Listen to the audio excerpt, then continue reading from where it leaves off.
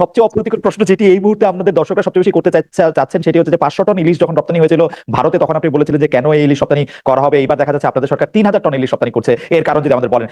আসসালামু আলাইকুম বন্ধুরা, কেমন আছেন সবাই? তো ঠিকানায় খালেদ মহিউদ্দিন নামে ইউটিউবে একটা চ্যানেল আছে এবং তাদের ফেসবুক পেজ আছে এবং টিকটক আইডি আছে। তো গতকালকে বাংলাদেশের আইন উপদেষ্টা ডক্টর আসিফ নজরুল স্যারের সাথে একটা লাইভ হয়। তো জানেন যে বাংলাদেশের জনপ্রিয় একজন সাংবাদিক খালিদ মহিউদ্দিন, তো তিনি ইন্ডিপেন্ডেন্টলি চাকরি করতেন, বর্তমানে এখন ইউকেতে আছে।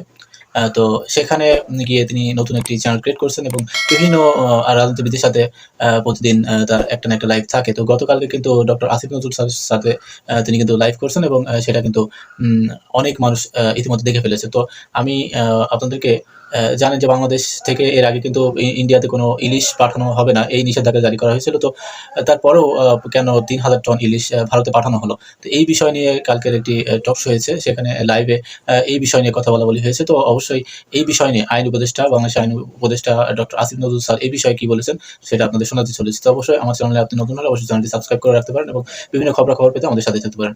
চলুন সেই কথাগুলো শুনে আসি। আমি প্রথমে আপনাকে বলি, আমি ইলিশ রপ্তানির যে স্ট্যাটাসটা দিয়েছিলাম তখন আমি উপদেষ্টা ছিলাম না। আর 3000 টনের ব্যাপারটা আমি আপনাকে একটু ক্ল্যারিফাই করি। সেটা হচ্ছে আমাদের এই গত বছর, আমি একদম পরিসংখ্যান নিয়ে এসেছি যাতে কোনো মিসআন্ডারস্ট্যান্ডিং না হয়, গত বছর 3950 টন ইলিশ রফতানির সর্বোচ্চ অনুমোদন দেওয়া হয়েছিল। প্রকৃত রফতানি হয়েছিল 802 টন। এই বছর তার চেয়ে কম ইলিশ রপ্তানির অনুমোদন দেওয়া হয়েছে 3000 টন। অ্যাকচুয়াল রপ্তানি কত হবে সেটা আপনি at the end of the day দেখেন। কাজে আপনি যদি পরিসংখ্যানে তুলনা করেন তাহলে 3950 টনের সাথে 3000 টনের তুলনা করতে হবে। আর 500 টন আমি যে স্ট্যাটাসটা দিয়েছিলাম এটা দ্বিতীয় ফেজে 500 টন রপ্তানি করার কথা বলা হয়েছিল, কিন্তু গত বছর আসলে প্রকৃত রপ্তানি হয়েছিল 802 টন। এটা পত্র পত্রিকায় প্রকাশিত রিপোর্ট, আপনার প্রথম আলোর রিপোর্ট, আপনার পরীক্ষা করে দেখতে পারেন। এখন আপনার যখন আমি ইলিশ মাছের ইয়েটা দিয়েছিলাম, আমি ওখানে কি বলেছিলাম ভালো করে খেয়াল করেন। 500 টন ইলিশ কেন পাঠানো হচ্ছে?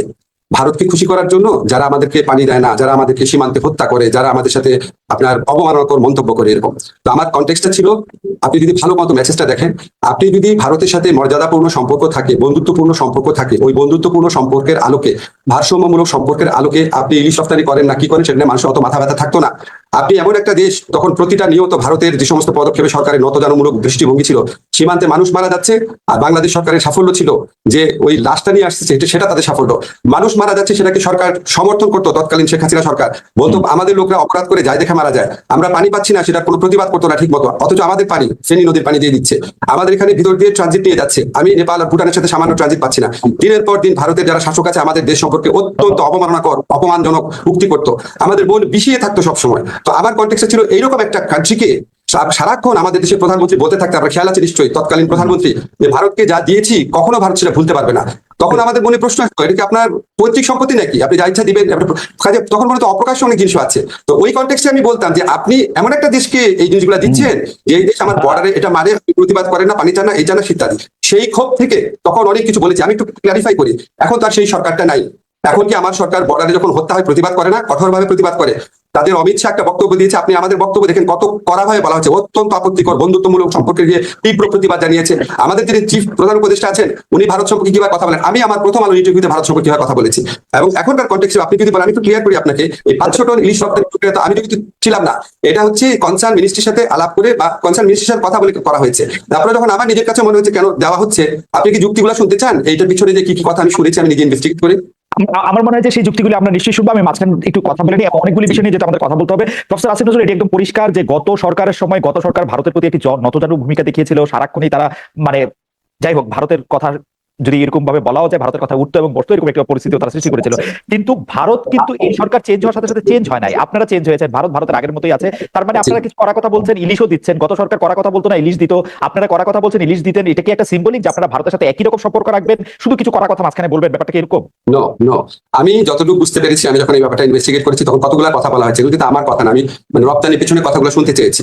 তখন একটা কথা বলা হয়েছে যে আমি যেটা যেটা ইনভেস্টিগেট করে বা জিজ্ঞেস করে জেনেছি, সেটা হচ্ছে আমাদের ছাত্র জনতার যে বিপ্লব হয়েছিল, এই বিপ্লবে পশ্চিমবঙ্গের মানুষের সমর্থন ছিল, তারা আমাদের ওখানকার দূতাবাসের সামনে কর্মসূচি পালন করেছে।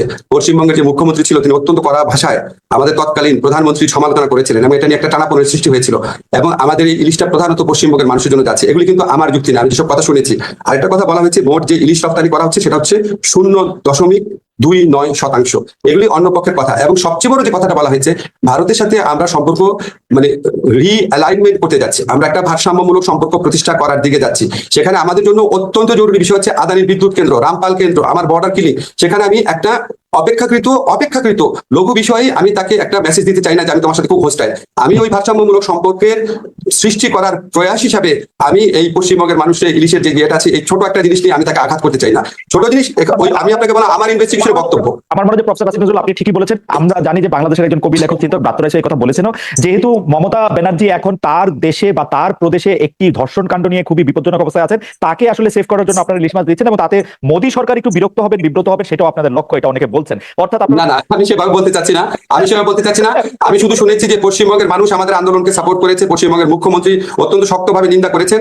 এটা ইলিশ পাঠানো বন্ধ মানে পশ্চিমবঙ্গের মানুষের সাথে হস্টিলিটির মতো একটা, এটা আমি শুনেছি। আমরা